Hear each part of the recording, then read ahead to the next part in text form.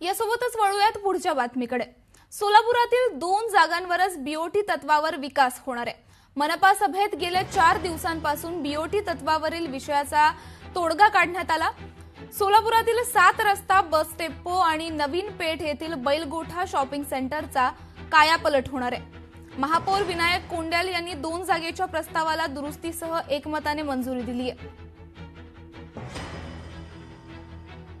महानगरपालिकेचे शाश्वत उत्पन्नाचे स्रोत निर्माण करण्याचा प्रस्ताव सर्वसाधारण सभेने या ठिकाणी त्यातील 2 विषयाला मान्यता देण्यात आलेली आहे। यापैकी 2 जागा प्रायोगिक तत्वावर प्राधान्याने विकास करण्यात येणार आहे।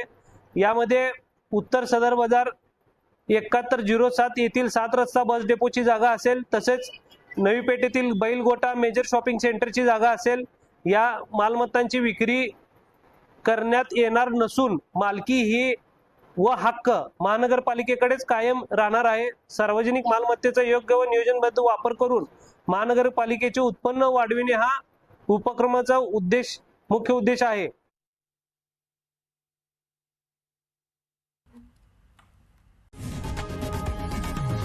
लोकशाही मराठी ऐका, पहा, जागरूक रहा।